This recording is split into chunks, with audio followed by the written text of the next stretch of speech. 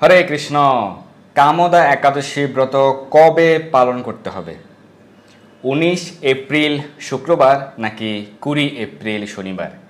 এই 2024 খ্রিস্টাব্দের ক্ষেত্রে কামদা একাদশী ব্রত সারা পৃথিবীর ক্ষেত্রে কোন স্থানে কোন দিন পালন করতে হবে? বিশেষ করে যারা ভারতে রয়েছেন, ভারতের পশ্চিমবঙ্গে, আসামে, ত্রিপুরাতে এবং বাংলাদেশে কবে পালন করতে হবে এ বিষয়ে আমরা যদিও আলোচনা করেছি, তবু আজকে আমরা আপনাদের বিভিন্ন রকম প্রশ্ন রয়েছে, একাদশী বিষয়ক বিভিন্ন প্রশ্ন, সেই প্রশ্নগুলোর উত্তর আজকে আমরা প্রদান করব। আপনারা আমাদের মন্তব্য বক্সে আপনাদের প্রশ্ন লিখে দিতে পারেন এবং এই একাদশী ব্রত বিষয়ে আমরা আলোচনা করব।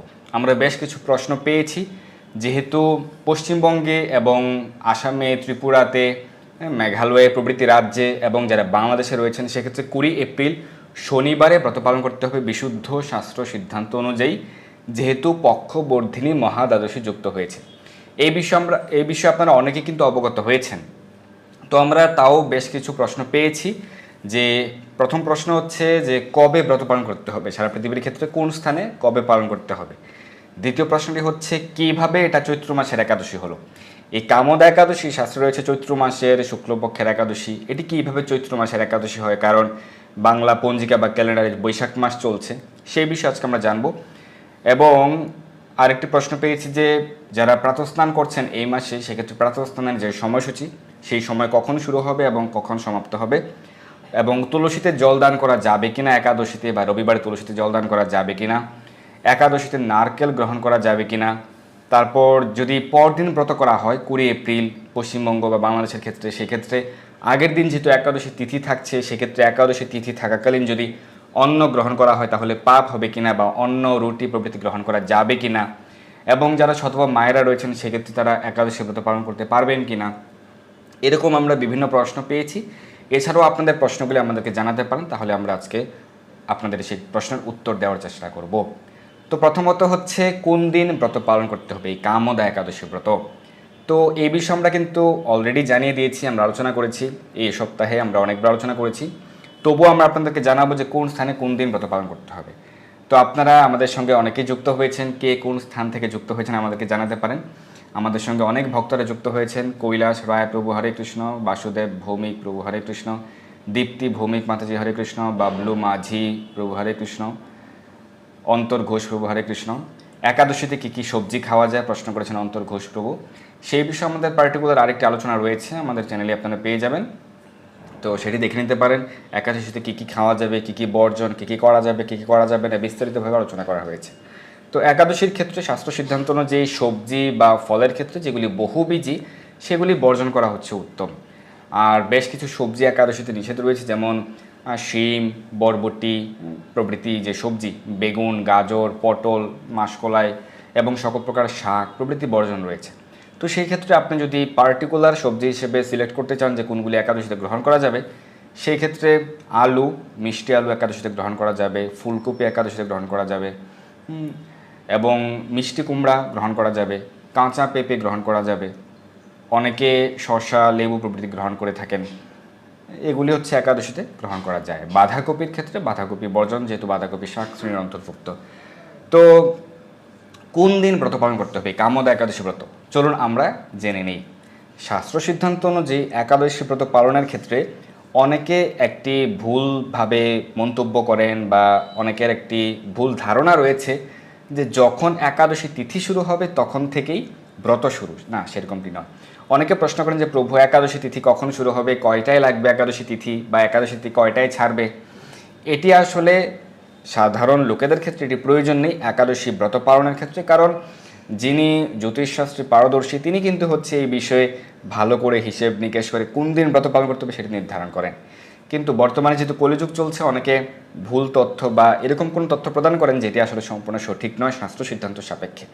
কারণ শাস্ত্রে একাদশী ব্রত কোন দিন পালন করতে হবে, মানে ব্রতের দিনটা আসলে কোনটা হবে সেটি নির্ধারণ করার জন্য অনেক প্যারামিটার রয়েছে, এবং সেই সম্পর্কে শ্রী হরিভক্তি বিলাসে 2টি অধ্যায় বা 2টি বিলাস রয়েছে, দ্বাদশ বিলাস, ত্রয়োদশ বিলাস, বিস্তারিতভাবে বর্ণনা রয়েছে যে আসলে কোন দিন ব্রত পালন করতে হবে। এই ক্ষেত্রে বেসিক বা কমন একটি যে সিদ্ধান্ত সেটি হচ্ছে যেদিন একাদশী তিথি সম্পূর্ণ ব্রাহ্ম মুহূর্ত স্পর্শ করবে সেই দিন ব্রত পালন করতে হবে। এরকম যদি হয় যে একাদশী তিথি আগের দিন রাত্র 10টায় শুরু হয়েছে বা সন্ধেবেলায় শুরু হয়েছে তখন থেকে একাদশী ব্রত শুরু না, সেরকমটি নয়। তাহলে সেক্ষেত্রে যেহেতু পরদিন ব্রাহ্মমুহূর্ত স্পর্শ করবে সম্পূর্ণভাবে, তাই পরদিন পালন করতে হবে। এটি হচ্ছে একটি বেসিক কনসেপ্ট একাদশী ব্রত পালনের ক্ষেত্রে। এবং এই ক্ষেত্রে বছরের সবকটি একাদশীর মধ্যে বেশিরভাগ একাদশী কিন্তু এই বেসিক নিয়মে পালন করা হয়ে থাকে। কিন্তু কিছু কিছু ক্ষেত্রে দেখা যায় যে মহাদ্বাদশী যুক্ত হয়। শাস্ত্রে 8টি মহাদ্বাদশীর উল্লেখ রয়েছে। ব্রহ্ম বৈবর্ত পুরাণে 8টি মহাদ্বাদশীর উল্লেখ রয়েছে। এর মধ্যে 4টি হচ্ছে তিথি সাপেক্ষে হয়ে থাকে আর 4টি নক্ষত্র সাপেক্ষে হয়ে থাকে। এই বিষয়ে আমরা শাস্ত্র সিদ্ধান্ত ব্রহ্ম বৈবর্ত পুরাণে যা উল্লেখ রয়েছে সেই শাস্ত্র রেফারেন্স সহকারে আজকে আমরা জানবো। তো যদি 8টি মহাদ্বাদশীর মধ্যে কোনো একটি মহাদ্বাদশীর যে ক্রাইটেরিয়া সেটি ফিল আপ হয় বা মহাদ্বাদশী যুক্ত হয়, সেই ক্ষেত্রে শাস্ত্র সিদ্ধান্ত হচ্ছে যে আগের দিন একাদশীতে উপবাস না করে মহাদ্বাদশীতে উপবাস করতে হবে। এবং মহাদ্বাদশীতে উপবাস করার ক্ষেত্রে যেহেতু একাদশীতে বর্জন করতে বলা হয়েছে, তাই আগের দিন বর্জন করতে হবে, মানে অন্নপ্রসাদ গ্রহণ করা যাবে, আর মহাদ্বাদশীতে উপবাস করতে হবে। তো মহাদ্বাদশী যে কোনো কারণে হতে পারে এবং সেই ক্ষেত্রে 8টি মহাদ্বাদশীর ক্ষেত্রে 8টি কিন্তু বিশেষ ক্রাইটেরিয়া রয়েছে। সেই সম্পর্কে আপনারা কিভাবে জানবেন, অনেকের প্রশ্ন আমরা কিভাবে জানবো। সেই ক্ষেত্রে আপনারা নিকটস্থ ইস্কন মন্দির থেকে একাদশী মাহাত্ম্য একটি গ্রন্থ রয়েছে, ছোট্ট একটি গ্রন্থ একাদশী মাহাত্ম্য, সেটি সংগ্রহ করুন। তাহলে বছরে 24টি একাদশী এবং আমাদের যে প্রতি 32 মাস পর পর পুরুষোত্তম মাস হয়, সেই পুরুষোত্তম মাসের 2টি একাদশী, সব মোট 26টি একাদশীর বর্ণনা এবং একাদশী তত্ত্ব কথা, একাদশীতে কী কী খাওয়া যাবে বা নিষেধ বিধিনিষেধ এবং 8টি মহাদ্বাদশী সম্পর্কে বিস্তারিত আলোচনা রয়েছে, সেই একাদশী মাহাত্ম্য গ্রন্থে আপনারা পেয়ে যাবেন। আজকে আমরা দেখব যে এই বছরের এই কামদা একাদশীর ক্ষেত্রে যারা পশ্চিম বাংলা রয়েছেন, কলকাতা বা হচ্ছে যারা আসাম, ত্রিপুরা, মেঘালয়, মণিপুরে রয়েছেন বা যারা বাংলাদেশে রয়েছেন, সেই ক্ষেত্রে কেন আসলে 20 এপ্রিল শনিবারে ব্রত পালন করতে হবে। এর কারণটি হচ্ছে এই সকল স্থানগুলিতে মহাদ্বাদশী যুক্ত হয়েছে, সেটি হচ্ছে পক্ষবর্ধিনী মহাদ্বাদশী। তো 8টি মহাদ্বাদশীর মধ্যে একটি হচ্ছে পক্ষবর্ধিনী মহাদ্বাদশী। এটি নির্ভর করে যে পরবর্তী পূর্ণিমা বা অমাবস্যার উপর। প্রতি চান্দ্রপঞ্জিকা অনুযায়ী প্রতি মাসে কিন্তু 2টি পক্ষ রয়েছে, কৃষ্ণপক্ষ এবং শুক্লপক্ষ। কৃষ্ণপক্ষের যে শেষ তিথি সেটি হচ্ছে অমাবস্যা, শুক্লপক্ষের শেষ তিথি হচ্ছে পূর্ণিমা। তো এই যে মহাদ্বাদশী, পক্ষবর্ধিনী মহাদ্বাদশী, এটি নির্ভর করবে, যদি কৃষ্ণপক্ষের একাদশী হয় তাহলে অমাবস্যার উপর নির্ভর করবে, আর শুক্লপক্ষের একাদশী হলে পূর্ণিমার উপর নির্ভর করবে। তো এই একাদশী যেহেতু চৈত্র মাসের শুক্লপক্ষের একাদশী, তাই এটি পূর্ণিমার উপর এই বিষয়টি নির্ভর করছে। তো এই চৈত্র মাসের পূর্ণিমা তিথির ক্ষেত্রে আমরা দেখতে পাই যে পশ্চিমবঙ্গ, বাংলাদেশে এবং আসাম, ত্রিপুরা, মেঘালয় প্রভৃতি স্থানে যেটি হচ্ছে যে পক্ষবর্ধিনী মহাদ্বাদশীর ক্ষেত্রে শ্রী ব্রহ্ম বৈবর্ত পুরাণে উল্লেখ রয়েছে, যদি কখন অমাবস্যা বা পূর্ণিমা সারা দিন রাত রয়েছে এবং সম্পূর্ণ হয়ে পরদিন সূর্য উদয়ের পরও যদি আরও কিছুকাল ব্যক্তি হয় বা আরও কিছু বর্ধিত হয়, সেক্ষেত্রে এই মহাদ্বাদশীকে বলা হয় পক্ষবর্ধিনী মহাদ্বাদশী। এবং এই বছরে এই কামদা একাদশীর ক্ষেত্রে বেশ কিছু স্থানে এই পক্ষবর্ধিনী মহাদ্বাদশী যুক্ত হয়েছে, কারণ এই ক্ষেত্রে পূর্ণিমা তিথি বর্ধিত হয়ে পরদিন কিন্তু বৃদ্ধিপ্রাপ্ত হচ্ছে। যেমন আমরা দেখতে পাই যে পশ্চিমবঙ্গের ক্ষেত্রে প্রায় 9 মিনিট বৃদ্ধি হচ্ছে, বাংলাদেশের ক্ষেত্রে 18 মিনিট বৃদ্ধি হচ্ছে, যারা আসামে রয়েছেন সেক্ষেত্রে প্রায় 22 মিনিট বৃদ্ধি হচ্ছে। আমরা সেই সময়সূচি কিন্তু আমরা গত আলোচনায় সরাসরি প্রদান করেছিলাম, আজকেও আমরা দেখব পরবর্তীতে। কিন্তু প্রথমে আমরা মহাদ্বাদশী সম্পর্কে শাস্ত্র রেফারেন্সের আলোকে দেখব। তো আসলে কি মহাদ্বাদশীর ক্ষেত্রে দ্বাদশীতে উপবাস করতে হবে, আগের দিন একাদশীতে করা যাবে না? এই সম্পর্কে আমরা দেখব ব্রহ্ম বৈবর্ত পুরাণ থেকে যে শাস্ত্র বচন কি বলা হয়েছে। প্রথমে আপনাদেরকে জানতে হবে পঞ্জিকা মানে হচ্ছে একটি ক্যালেন্ডার। এই বর্তমান বিশ্বে কিন্তু শতাধিক পঞ্জিকা রয়েছে। আপনার কাছে একটি পঞ্জিকা রয়েছে, অন্যজনের কাছে আরেকটি পঞ্জিকা রয়েছে। কোনো কোনো পঞ্জিকা চান্দ্র সিদ্ধান্ত সাপেক্ষে, কোনো কোনো পঞ্জিকা সূর্য সিদ্ধান্ত সাপেক্ষে, কোনোটি আবার হচ্ছে মিক্স ভার্সন চান্দ্র সৌর, আবার হচ্ছে অন্যান্য যারা ধর্ম বা মত অবলম্বী তাদের ক্ষেত্রে আবার আলাদা ক্যালেন্ডার সিস্টেম রয়েছে, এরকমটি রয়েছে। তো সেক্ষেত্রে কোনটি সর্বাধিক গ্রহণযোগ্য সেটি আপনারা কিন্তু নিজেরাই বুঝতে পারবেন, এই সম্পর্কে আমরা আলোচনা করব। কিন্তু প্রথমে আমরা দেখে নিই যে এই যে মহাদ্বাদশী, পক্ষবর্ধিনী মহাদ্বাদশী সম্পর্কে ব্রহ্ম বৈবর্ত পুরাণে কী উল্লেখ রয়েছে। এবং এই সম্পর্কে শ্রী হরিভক্তি বিলাসে উল্লেখ রয়েছে। হরিভক্তি বিলাসের দ্বাদশ বিলাসের 389 নম্বর শ্লোকে উল্লেখ রয়েছে। সেখানে বলা হয়েছে শ্রী ব্যাসদেব তিনি উল্লেখ করছেন, স্বয়ং ব্যাসদেব যিনি আমাদের শাস্ত্রগুলি লিপিবদ্ধ করেছেন, ভগবানের শক্তি আবেশ অবতার ব্যাসদেব তিনি উল্লেখ করেছেন যে তিথিহিষা শল্যা পরিবর্জনীয়া ধর্ম অর্থ কাম স্তু বোধৈর মনুষ্যই হই বিহীনা শল্যা অপি বিবর্জনীয়া यदि अग्रोतो বৃদ্ধি মোপ ইতি পক্ষ বৃদ্ধিপ্রাপ্ত হলে, অর্থাৎ যদি কৃষ্ণপক্ষ বা শুক্লপক্ষের ক্ষেত্রে যদি পূর্ণিমা বা অমাবস্যা তিথি সমগ্র দিন থেকে পরদিন বৃদ্ধিপ্রাপ্ত হয়, পরদিন সূর্যোদয়ের পরেও বেশ কিছু সময় থাকে, সেই ক্ষেত্রে বিবর্জনীয়া বলা হয়েছে। বিবর্জনীয়া মানে বর্জন করতে হবে। কি বর্জন করতে হবে? এই ক্ষেত্রে আগের দিন মানে একাদশীতে উপবাসটা বর্জন করতে হবে, সেক্ষেত্রে মহাদ্বাদশীতে উপবাস পালন করতে হবে। আর এই মহাদ্বাদশীকে বলা হয়েছে পক্ষবর্ধিনী মহাদ্বাদশী। শাস্ত্রের ক্ষেত্রে এখানে যে অনুবাদ করা হয়েছে এই সংস্কৃত শ্লোকের, সেখানে বলা হয়েছে পক্ষবর্ধিনী মহাদ্বাদশী ব্রহ্মবৈবর্ত পুরাণে শ্রী ব্যাসদেবের উক্তিতে ব্যাধযুক্ত একাদশী তিথি ধর্ম অর্থকামী ও জ্ঞানী মনুষ্য কর্তৃক সর্বতোভাবে বর্জনীয়। ব্যাধযুক্ত মানে হচ্ছে যদি কখনো দশমী বিদ্যা হয়। আরেকটি বিষয় হচ্ছে ব্যাধবিহীনা শুদ্ধা একাদশীও বর্জনীয় হয় যদি সম্মুখে পূর্ণিমা বা অমাবস্যা অহরাত্র ব্যাপিয়া পরদিনে বৃদ্ধিপ্রাপ্ত হয়। বেদবিহীনা মানে দশমী বিদ্যা নয়, যেমন এই কামদা একাদশীর ক্ষেত্রে কিন্তু সারা পৃথিবীর কোনো স্থানেই দশমী বিদ্যা হচ্ছে না, কিন্তু তবুও পশ্চিমবঙ্গে বাংলাদেশে 20 এপ্রিল ব্রত পালন করতে হবে দশমী বিদ্যা না হওয়া সত্ত্বেও। এর কারণটি কি? এখানে বলা হয়েছে যদি দশমী বিদ্যা না হয়, শুদ্ধা একাদশীও হয়, তবুও বর্জন করতে হবে যদি সম্মুখে পূর্ণিমা বা অমাবস্যা সারা দিন রাত ব্যাপিয়া বৃদ্ধিপ্রাপ্ত হয়ে পরদিন সূর্যোদয়ের পরে যদি বৃদ্ধিপ্রাপ্ত হয়, সেই ক্ষেত্রে সেই আগের দিন উপবাসটা বর্জন করে, বর্জনীয় বলা হয়েছে, সেটি বর্জন করে মহাদ্বাদশীতে উপবাস করতে হবে। তাহলে আমরা ব্রহ্মবৈবর্ত পুরাণ আলোকে শাস্ত্র সিদ্ধান্ত জেনে গেলাম। এছাড়া আরও উল্লেখ রয়েছে দর্শশ্চ পূর্ণমাসী চ সম্পূর্ণাবর্ধতে যদি দ্বিতীয় অন্যী নৃপশ্রেষ্ঠ সা ভবেৎ পক্ষবর্ধিনী। অগ্রে অমাবস্যা ও পূর্ণিমা অহরাত্র ব্যাপিয়া দ্বিতীয় দিনে যদি বৃদ্ধি পায়, হে মহারাজ, ওই পক্ষের দ্বাদশী পক্ষবর্ধিনী মহাদ্বাদশী ব্রত করাই কর্তব্য। তাহলে আমরা শাস্ত্র সিদ্ধান্ত জেনে গেলাম। আর আমরা প্রথমে যেটি বলেছিলাম যে 4টি মহাদ্বাদশী রয়েছে তিথি সাপেক্ষে আর 4টি মহাদ্বাদশী রয়েছে নক্ষত্র সাপেক্ষে। সেক্ষেত্রে এটি উল্লেখ রয়েছে উন্মিলনী মহাদ্বাদশী, বেঞ্জুলি মহাদ্বাদশী, ত্রিস্পৃশা মহাদ্বাদশী বা এটিকে ত্রিস্পর্শা বলা হয়, এবং পক্ষবর্ধিনী মহাদ্বাদশী। আর নক্ষত্র সাপেক্ষে যে 4টি মহাদ্বাদশী সেগুলো হচ্ছে জয়া, বিজয়া, জয়ন্তী এবং পাপনাশিনী। এই 8টি টোটাল মহাদ্বাদশী রয়েছে। সেক্ষেত্রে মহাদ্বাদশীতে উপবাস করতে হবে। তাহলে আমরা শাস্ত্র সিদ্ধান্ত আলোচনা করলাম, আমরা জেনে গেলাম যে মহাদ্বাদশীতে উপবাস করতে হবে।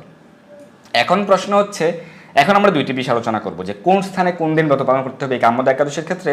আরেকটি বিষয় হচ্ছে যে এটি আসলে কিভাবে চৈত্র মাসের একাদশী হয়। এটি তো বৈশাখ মাসের একাদশী হওয়ার কথা, বা অনেকে বলছেন যে বৈশাখ মাসের প্রথম একাদশী কামদা একাদশী। না, এটি শাস্ত্র সিদ্ধান্ত সাপেক্ষে কথা নয়। বৈশাখ মাসের এই যে একাদশী কামদা একাদশী, এই কামদা একাদশী সম্পর্কে কিন্তু বরাহ পুরাণে উল্লেখ রয়েছে এই কামদা একাদশী ব্রত মাহাত্ম কথা, এবং সেখানে বলা হয়েছে চৈত্র মাসের শুক্লপক্ষের একাদশী হচ্ছে কামদা একাদশী ব্রত। তো সেই কারণে এটি হচ্ছে চৈত্র মাসের শুক্লপক্ষের একাদশী বিশুদ্ধ চান্দ্র পঞ্জিকা সিদ্ধান্ত অনুযায়ী। এখন আপনাদের কাছে মনে হতে পারে চন্দ্র পঞ্জিকা শুধুমাত্র একাদশীর ক্ষেত্রে ইসকন এরকমটি বলে থাকে। না, আপনারা দেখুন সকল আমাদের বৈদিক শাস্ত্রের সকল পূজা পার্বণ তিথি সকল ব্রত উদযাপিত হয়, পালিত হয় এই চান্দ্রপঞ্জিকা সিদ্ধান্ত অনুযায়ী। কিভাবে দেখুন, এখন কিন্তু অনেক পঞ্জিকা বা অনেক ক্যালেন্ডারে বৈশাখ মাস চলছে, ইংরেজি ক্যালেন্ডারে হচ্ছে এখন এপ্রিল মাস চলছে, সেগুলির উপর কোনো শাস্ত্র সিদ্ধান্ত নির্ভর করে না। তো বেসিক্যালি চান্দ্রপঞ্জিকা অনুযায়ী এটি নির্ভর করে। তো সেক্ষেত্রে দেখুন বৈশাখ মাস চলছে, কিন্তু দেখুন আপনারা অনেকে কিন্তু বাসন্তী পূজা উদযাপন করছেন। এই বাসন্তী পূজা হয়ে থাকে চৈত্র মাসের শুক্লপক্ষে। তাহলে বাসন্তী পূজা চৈত্র মাসের শুক্লপক্ষে হয়, তাহলে সেটি কি বৈশাখে হচ্ছে? না, যেটি দেবী পুরাণ অনুযায়ী চৈত্র মাসের শুক্লপক্ষে হয় সেটি চৈত্র মাসের শুক্লপক্ষে হচ্ছে বিশুদ্ধ চান্দ্রপঞ্জিকা অনুযায়ী। আবার নীল ষষ্ঠীর ক্ষেত্রে এটি চৈত্র মাসের শুক্লপক্ষের ষষ্ঠী।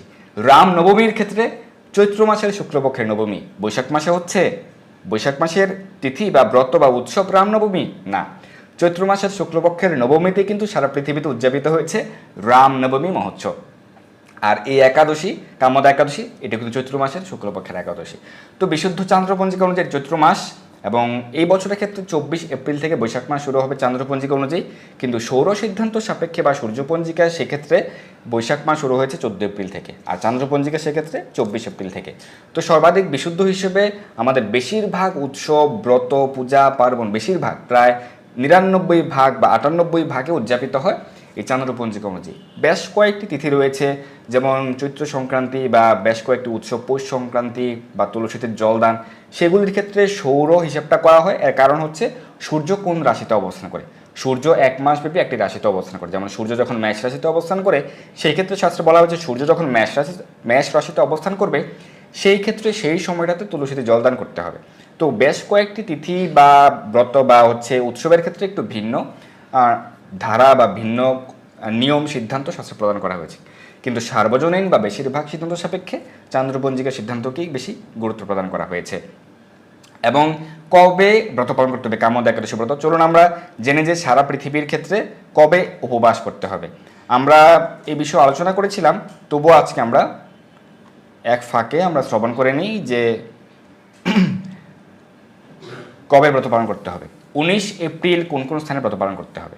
19 এপ্রিল শুক্রবারে ব্রত পালন করতে হবে ভারতের ক্ষেত্রে দিল্লি, বৃন্দাবন, মুম্বাই, পুনে সহ মহারাষ্ট্রে, চেন্নাই সহ তামিলনাড়ুতে, ভুবনেশ্বর সহ উড়িষ্যাতে, ছত্তিশগড়, বেঙ্গালুর, কর্ণাটক, হায়দ্রাবাদ সহ তেলেঙ্গানা, গুজরাট, পাঞ্জাব, রাজস্থান, কেরালা, গোয়া, মধ্যপ্রদেশ, উত্তরপ্রদেশ, হরিয়ানা, বিশাখাপত্তনম সহ অন্ধ্রপ্রদেশে, হিমাচল প্রদেশ, উত্তরাখণ্ড এবং জম্মু কাশ্মীরে।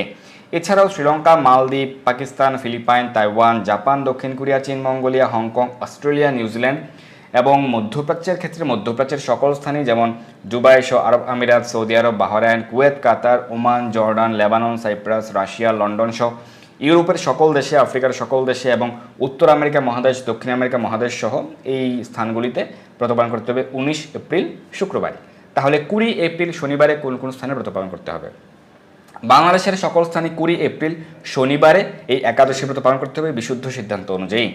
এবং ভারতের ক্ষেত্রে ভারতের পশ্চিমবঙ্গে, বিহার, ঝাড়খণ্ড, গৌহাটি সহ আসামে, শিলং সহ মেঘালয়, আগরতলা সহ ত্রিপুরাতে, মণিপুর, মিজোরাম, সিকিম, নাগাল্যান্ড, অরুণাচল প্রদেশ এবং আন্দামান নিকোবর দ্বীপপুঞ্জে 20 এপ্রিল শনিবারে ব্রত।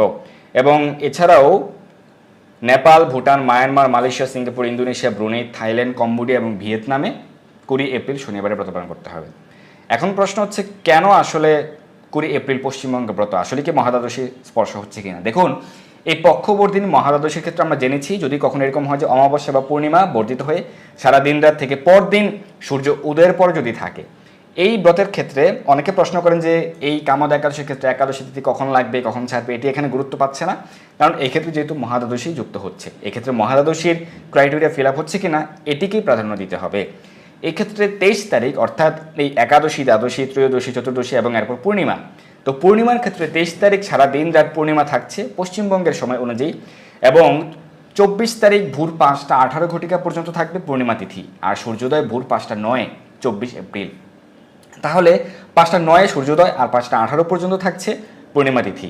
23 তারিখ সারা দিন রাত রয়েছে এবং 24 তারিখও প্রায় 9 মিনিট বর্ধিত হয়েছে। সেই কারণে 20 এপ্রিল মানে তার পূর্বের দ্বাদশী হচ্ছে মহাদ্বাদশী, পক্ষবর্ধিনী মহাদ্বাদশী। এই পক্ষবর্ধিনী মহাদ্বাদশীতে ব্রত পালন করতে হবে 20 এপ্রিল পশ্চিমবঙ্গে। একই নিয়মে বা একই ক্ষেত্রে কিন্তু ত্রিপুরাতেও 5টা 18 ঘটিকা পর্যন্ত হচ্ছে পূর্ণিমা তিথি, এবং 24 এপ্রিল যে সূর্যোদয়ের সময় সেটি ভোর 4টা 56-তে, এবং আসামে সূর্য উদয়ের সময় 4টা 51-তে। তো সেই কারণে 22 মিনিট বর্ধিত হচ্ছে ত্রিপুরাতে এই পূর্ণিমা তিথি, তাই মহাদ্বাদশী পাচ্ছে, এবং আসামেও প্রায় 27 মিনিট বর্ধিত হচ্ছে, তাই মহাদ্বাদশী যুক্ত হচ্ছে। বাংলাদেশের ক্ষেত্রে 23 এপ্রিল পূর্ণিমা তিথি সারা দিন রাত রয়েছে এবং পরদিন 24 এপ্রিল ভোর 5টা 48 ঘটিকা পর্যন্ত থাকছে পূর্ণিমা তিথি, আর সেক্ষেত্রে পরদিন 24 এপ্রিল সূর্যোদয়ের সময় হচ্ছে ভোর 5টা 30, প্রায় 18 মিনিট বর্ধিত হচ্ছে। তাই বাংলাদেশেও এই কামদ একাদশী ব্রত, যেটি পক্ষবর্ধিনী মহাদ্বাদশী যুক্ত, সেই ক্ষেত্রে ব্রত পালন করতে হবে 20 এপ্রিল শনিবারে। আমরা জেনে গেলাম যে কোন দিন কোন স্থানে ব্রত পালন করতে হবে, কেন পালন করতে হবে, মহাদ্বাদশী যুক্ত হচ্ছে কিনা, এবং মহাদ্বাদশীর ক্ষেত্রে শাস্ত্রীয় সিদ্ধান্ত, শাস্ত্র রেফারেন্স আমরা জেনে গেলাম। এবং আপনাদের যদি যে কোনো প্রশ্ন থাকে, একাদশী বিষয়ক প্রশ্ন, আপনারা আমাদেরকে জানাতে পারেন মন্তব্য বক্সে, আমরা উত্তর করার চেষ্টা করব। একাদশী বিষয়ক প্রশ্ন হতে হবে। এবং আমরা কয়েকটি প্রশ্ন পেয়েছিলাম যে প্রাতঃস্নানের ক্ষেত্রে, যেহেতু এই মাসে অনেকে বিশেষ করে প্রাতঃস্নান করেন, প্রাতঃস্নান প্রাতঃকাল মানে কি? ভোরবেলায়। প্রাতঃকাল মানে হচ্ছে ভোরবেলায়, এটি ব্রাহ্মমুহূর্তকাল থেকেই শুরু হয়। তো প্রাতঃস্নান কখন করতে হবে?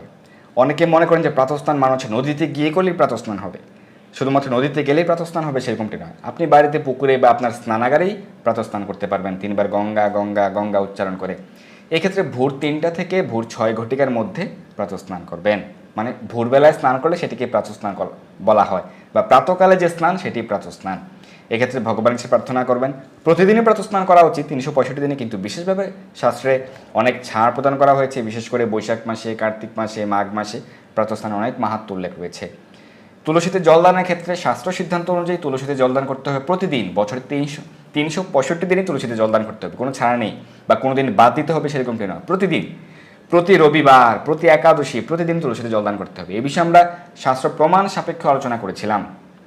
তো শাস্ত্রে বলা হয়েছে একাদশীতে যদি কেউ তুলসী বৃক্ষ রোপণ করে, একাদশী তিথিতে যদি কেউ তুলসী বৃক্ষ রোপণ করে তুলসীতে জলদান করে, তাহলে তার সমস্ত পাপ থেকে সে মুক্ত হয় এবং সে বৈকুণ্ঠ ধাম প্রাপ্ত হয়, বৈকুণ্ঠ গতি সে লাভ করে। দেখুন শাস্ত্রে কিন্তু এর মহিমা বর্ণনা করা হয়েছে, কিন্তু একদল আসরিক লোকেরা রয়েছে, তারা বলে থাকে না একাদশীতে তুলসীতে জলদান করবে না, রবিবারে করবে না, তুলসী দেবী উপবাস করে, হ্যান ত্যান এরকম বলে থাকে। এগুলির উল্লেখ শাস্ত্রে নেই, এগুলি অশাস্ত্রীয় কথাবার্তা, এগুলি শুনবেন না। প্রতিদিনই তুলসীতে জলদান করতে হবে। আপনারা দেখুন মায়াপুর, বৃন্দাবন প্রভৃতি ধামে আপনার প্রতিদিন তুলসী আরতি দর্শন করেন, মঙ্গল আরতির সময় বা সন্ধ্যা আরতির সময় দেখবেন তখন কিন্তু জলদান করা হয়। প্রতিদিনই তুলসীতে জলদান করা যাবে। তো আমরা, আপনারা যারা শ্রবণ করেছেন আপনারা সকলকে জানিয়ে দেবেন যে প্রতিদিনই তুলসীতে জলদান করা যাবে। প্রিন্স সরকার প্রভু প্রশ্ন করেছেন যে দ্বাদশীযুক্ত একাদশীর ক্ষেত্রে আগের দিন যেহেতু একাদশী তিথি থাকছে সেই ক্ষেত্রে অন্ন গ্রহণ করলে পাপ হবে কিনা। আমরা কিন্তু এই প্রশ্নটি পেয়েছিলাম, আমরা প্রথমে উল্লেখ করেছিলাম এবং আমরা প্রশ্নের উত্তরটি আলোচনা করছি আর কয়েক মিনিটের মধ্যে আপনার প্রশ্নের উত্তরটি। আমরা আরও কয়েকটি প্রশ্ন পেয়েছিলাম যে একাদশীতে নারকেল গ্রহণ করা যাবে কিনা। নারকেল গ্রহণের ক্ষেত্রে অষ্টমীতে নারকেল গ্রহণ নিষেধ রয়েছে, একাদশীতে গ্রহণ করা যাবে ভগবানকে নিবেদন করে। এবং সধবা নারীরা একাদশী ব্রত পালন করতে পারবেন কিনা, এই বিষয়ে আমরা অনেকবার আলোচনা করেছি শাস্ত্র সিদ্ধান্ত সাপেক্ষে সধবা মায়েরা একাদশী ব্রত পালন করতে পারবেন কিনা। তো বর্তমানে বিশেষ করে এই কয়েক মাস ধরে একদল লোক, তারা হচ্ছে নিশ্চিত রূপেই নরকের যাত্রী এবং তারা আসরিক ভাবাপন্ন। তারা হচ্ছে অন্যদেরকে এরকম বোঝাতে চাচ্ছে যে না একাদশী করবে না, তুমি একাদশী করবে না, তুমি অবিবাহিত একাদশী করবে না, তুমি মেয়ে, তুমি কুমারী মেয়ে একাদশী করবে না, ও তুমি সধবা নারী তুমিও একাদশী করবে না, এরকমভাবে তারা সকলকে বোঝানোর চেষ্টা করছে। এবং তারা কিন্তু নিজেরা হচ্ছে দুরাচারী, তারা কোনো আচার আচরণ করে না, শাস্ত্র সিদ্ধান্ত পালন করে না, আমিষ আহার করে, নেশা গ্রহণ করে, চা পান বিড়ি গ্রহণ করে, তাদের কোনো প্রকার আচরণ নেই, সদাচারী নয়। কিন্তু তাদের কথা শুনে কিছু মানুষেরা যারা অতটা বিচক্ষণ নয় তারা কিন্তু বিপাকে পড়ে যায় বা বিভ্রান্ত হয়ে যায়। তারা ভাবে ওমা আসলে কি করা যাবে না, ইসকন তো তাহলে প্রচার করছে একাদশী করতে হবে, এখন আবার দেখছি একাদশী করা যাবে না, সধবা নারীদের ক্ষেত্রে সধবা মায়েরা নাকি করতে পারবে না। আসলে কোনটি ঠিক? দেখুন আপনি তার কথা শুনে কেন বিভ্রান্ত হয়ে গেলেন? আপনি কি দেখেছেন সে তার ব্যক্তিগত জীবনে কি করে? আপনি তার সম্পর্কে জানেন? সে যে আপনাকে বলেছে নিশ্চয়ই তার পূর্বে সে মাছ ডিম প্রভৃতি গ্রহণ করে এসেছে, তাহলে সে তো কোনো শাস্ত্র আচরণ পালন করছে না, তার সিদ্ধান্ত আপনি কেন শ্রবণ করছেন? ধরুন আপনি অসুস্থ হয়ে পড়লেন, আপনি অসুস্থ হলে কার কাছে যাবেন? অবশ্যই একজন ভালো চিকিৎসকের কাছে যাবেন, নাকি আপনি একজন আর্কিটেকচারের কাছে যাবেন? আর্কিটেকচারের গুণাবলী রয়েছে, একজন টিচারের গুণাবলী রয়েছে, একজন উকিলের গুণাবলী রয়েছে, আইনজীবীর গুণাবলী রয়েছে, কিন্তু একটি বিশেষ কাজের জন্য বিশেষ কাজে যার যোগ্যতা রয়েছে এবং বিশেষ কাজে যে অভিজ্ঞ তার কাছে যেতে হবে। তো আমাদের বৈদিক শাস্ত্র সিদ্ধান্ত তার কাছেই শ্রবণ করতে হবে যে নিজে তার জীবনে শাস্ত্র সিদ্ধান্ত পালন করছে, যে নিজে সদাচারী, তার কাছ থেকে শ্রবণ করতে হবে। তার কাছ থেকে শুনলে কি হবে? এক্ষেত্রে আপনার অধোগতি হবে, আপনাকে নরকে গমন করতে হবে শাস্ত্র সিদ্ধান্ত অনুযায়ী। এরকম কোনো সনাতনী রয়েছেন, সনাতন ধর্মের হিন্দু জাতি বা হিন্দু ধর্মের এরকম কোনো মানুষ, কোনো সনাতনী রয়েছেন কি যারা শিব ঠাকুরকে মানেন না, দেবাদিদেব মহাদেবকে মানেন না? এরকম স্পর্ধা কারো নেই, সকলেই শিব ঠাকুরকে মানেন, শ্রদ্ধা করেন, করতেই হবে। আর শিব ঠাকুরের নির্দেশ হচ্ছে প্রত্যেককেই প্রতিটি একাদশী ব্রত পালন করতে হবে, প্রত্যেক সধবা নারীকেও প্রতিটি একাদশী ব্রত পালন করতে হবে। শিবের নির্দেশ, শিব ঠাকুরের নির্দেশ, পালন করবেন? অবশ্যই করতে হবে। স্বয়ং পরমেশ্বর ভগবান শ্রীকৃষ্ণের নির্দেশ হচ্ছে প্রত্যেকটা একাদশী ব্রত সকলকেই পালন করতে হবে, প্রত্যেক সধবা নারীদেরকেও। এই সম্পর্কে অসংখ্য শাস্ত্র প্রমাণ রয়েছে, আমরা আলোচনা করেছি। আপনাকে যারা অনেক রেফারেন্স দেখাচ্ছে এবং সেটির ভুল অনুবাদ করেছে, সেখানে আপনারা দেখবেন যে উল্লেখ রয়েছে অত্রি সংহিতা, বিষ্ণু সংহিতা, বৃহৎ ধর্মপুরাণ প্রভৃতি। এবং সে অত্রি সংহিতা, বিষ্ণু সংহিতা, বৃহৎ ধর্মপুরাণ প্রভৃতি শাস্ত্রের যে রেফারেন্সগুলি তারা দিয়েছে, সেই রেফারেন্স এবং সেই অধ্যায়ে কি আলোচনা করা হয়েছে সেই সম্পর্কে আমরা কিন্তু আলোচনা প্রদান করছি। আমাদের সেই আলোচনাটি আপনারা দেখে নেবেন এবং সেখানে আমরা সঠিক ব্যাখ্যা, শাস্ত্রের সঠিক ব্যাখ্যা আলোচনা করেছি। সেই ক্ষেত্রে কোন ব্রতের কথা বলা হয়েছে সেই বিষয়ে আমরা আলোচনা করেছি। আপনারা দেখবেন আপনাদেরকে যারা নানা প্রকার মেসেজ পাঠিয়ে থাকে সেখানে দেখবেন যে কোনো শ্লোকে একাদশী শব্দটিই নেই। ভালো করে পড়বেন, সকলে তো পড়তে জানেন নিশ্চয়ই, কোনো শ্লোকে একাদশী শব্দটিই নেই।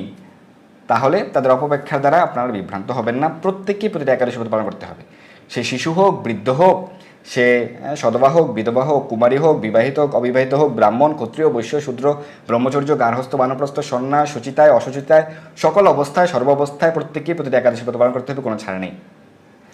আরেকটি প্রশ্ন আমি পেয়েছিলাম আজকে সকালে যে প্রভু আমি একাদশীতে যদি একাদশী ব্রত পালন না করে শুধুমাত্র নিরামিষ খাই তাহলে কি হবে?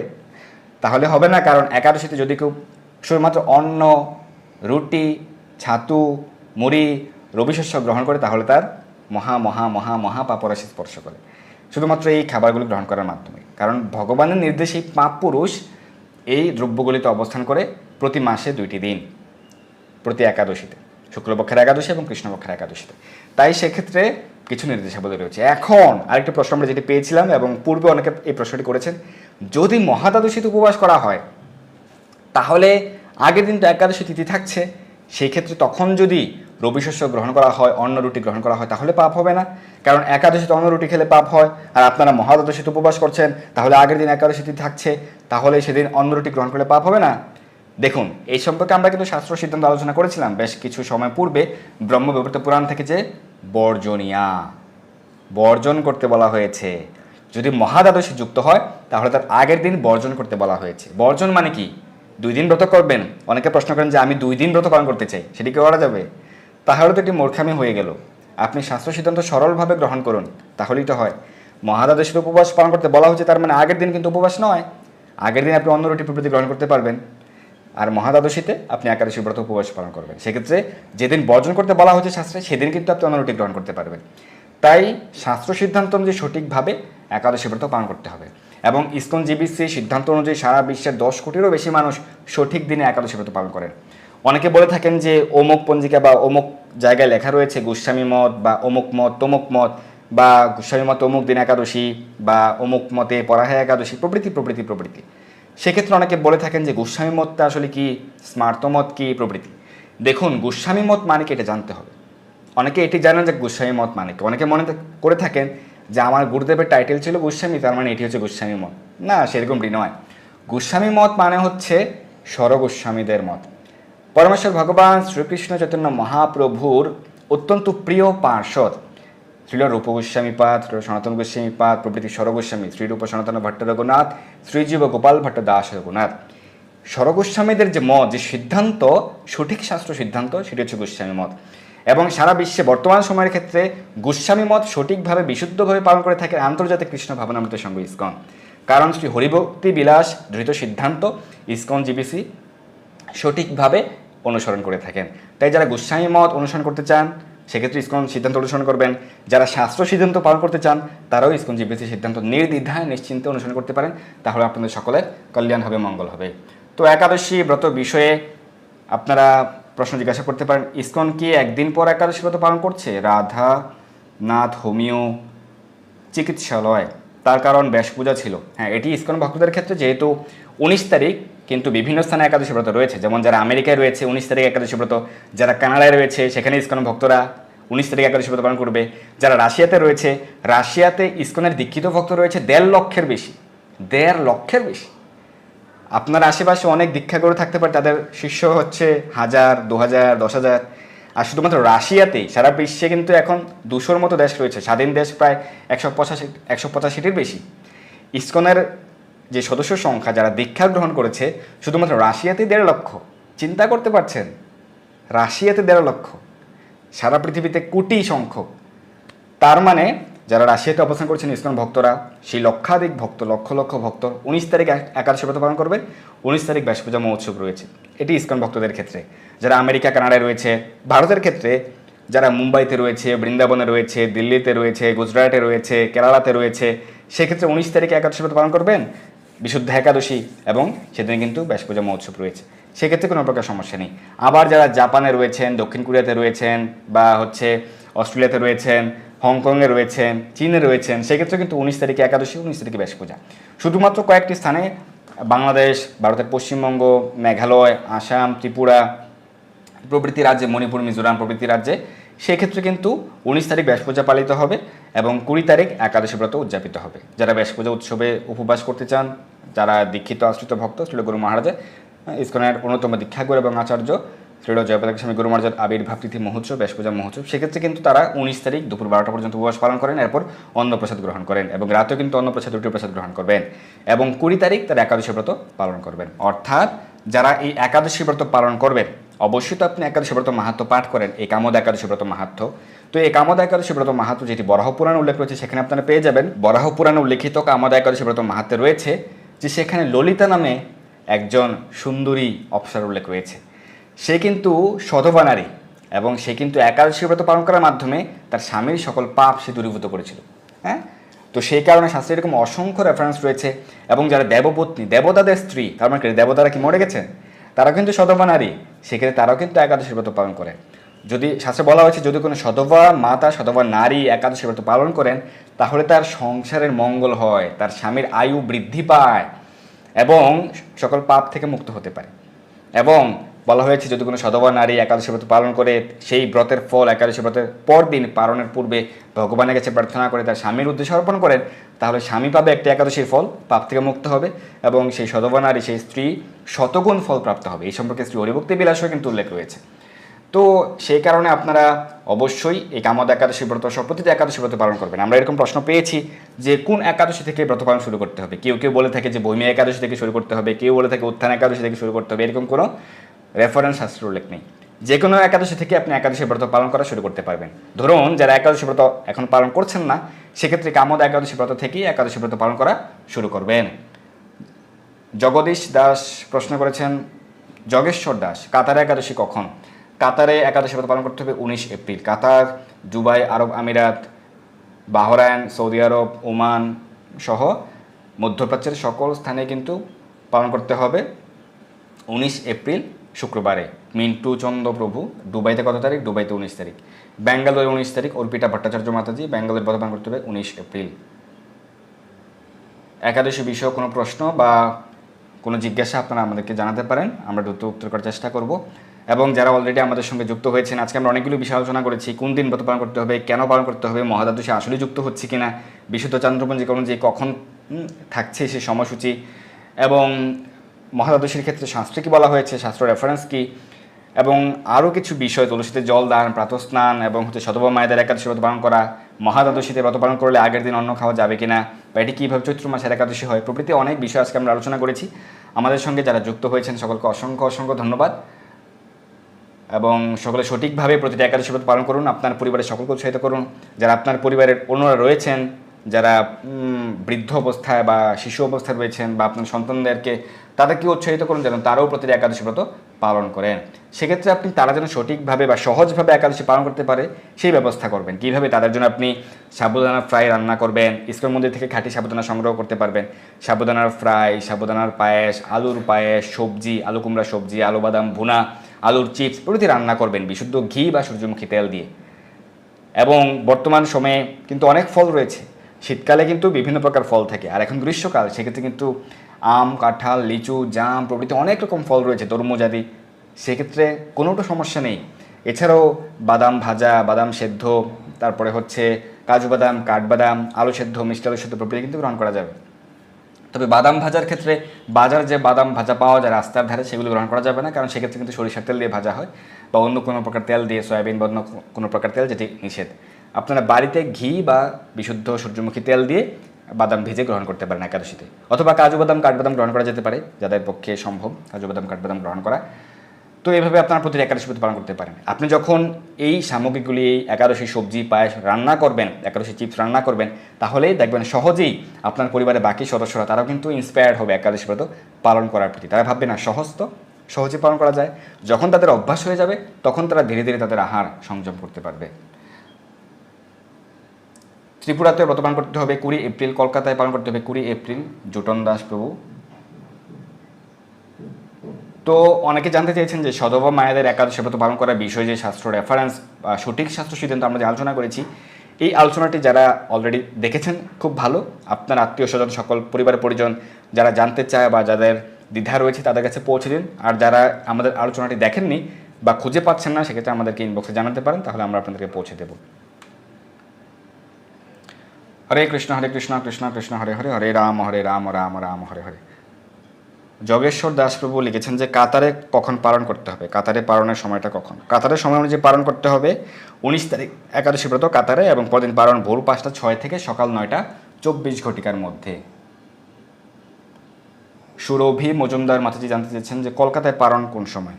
কলকাতার সময় অনুযায়ী পালন করতে হবে, যেহেতু 20 এপ্রিল ব্রত, 21 এপ্রিল পালন করতে হবে ভোর 5টা 12 থেকে সকাল 9টা 26 ঘটিকার মধ্যে। পালনের সময়সূচি কিন্তু আমাদের পেজে, আমাদের চ্যানেলে রয়েছে, আপনারা দেখে নেবেন। আমাদের পূর্বের যে আলোচনা করেছিলাম কামোদা একাদশী ব্রত মাহাত্ম্য বা কামোদা একাদশী বিষয়, সেক্ষেত্রে সেই আলোচনার শেষের দিকে সারা পৃথিবীর 149টি স্থানের পালনের সময়সূচি রয়েছে, আপনারা সকলেই পেয়ে যাবেন।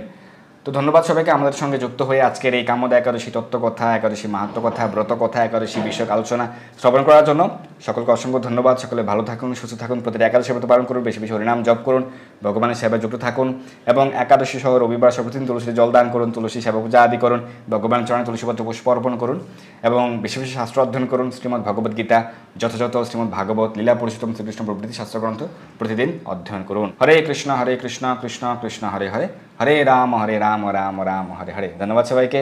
হরি বল।